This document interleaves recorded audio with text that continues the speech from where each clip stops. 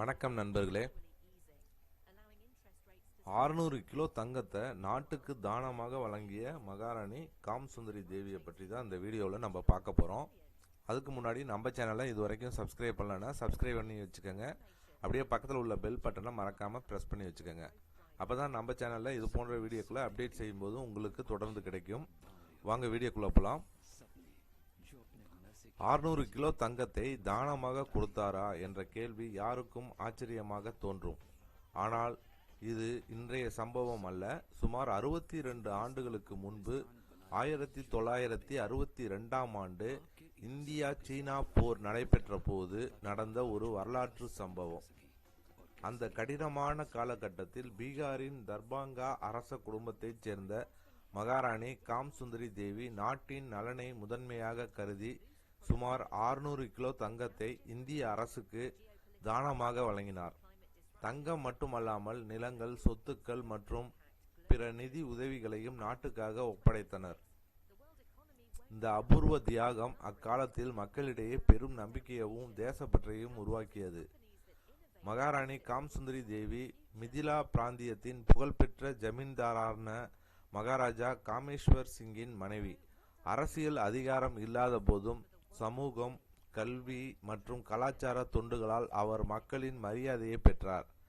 கணவர் மறைவுக்கு பிறகு குடும்ப பாரம்பரியமும் மிதிலா கலாச்சாரமும் அழியக்கூடாது என்ற எண்ணத்தில் 1989ஆம் ஆண்டு மகாராஜாதி ராஜ காமேஸ்வர் சிங் கல்யாணி அறக்கட்டளை என்ற அறக்கட்டளையை நிறுவினார். தனது சொந்த அரிய புத்தகங்கள், கையெழுத்து பிரதிகள், ஓவியங்கள், புகைப்படங்கள் மற்றும் வரலாற்று ஆவணங்களை அந்த அறக்கட்டளைக்காக அர்ப்பணித்தார்.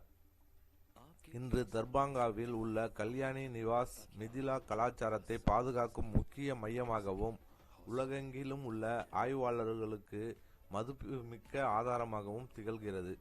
94 வயதில் உடல்நல குறைவு காரணமாக மற்றும் வயது மூப்பு காரணமாக மகாராணி காம்சுந்தரி தேவி காலமானார். அவர் தர்பாங்கா அரச குடும்பத்தின் கடைசி நேரடி வாரிசாக இருந்தார்.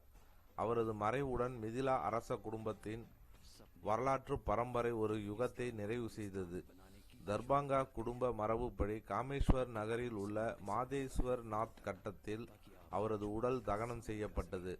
அதிகாரமின்றி இருந்தாலும் தேசத்திற்காக தன் செல்வத்தையும் வாழ்க்கையையும் அர்ப்பணித்த மகாராணி காம்சுந்தரி தேவி இன்றும் தேசப்பற்றின் உயிருள்ள எடுத்துக்காட்டாக நினைவில் நிற்கிறார்.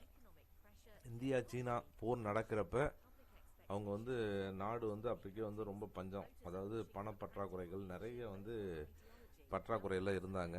அப்போக்கி இவங்க ஒரு 600 கிலோ தங்கத்தை தானமாக கொடுத்து கொஞ்சம் ஹெல்ப் பண்ணியிருக்காங்க.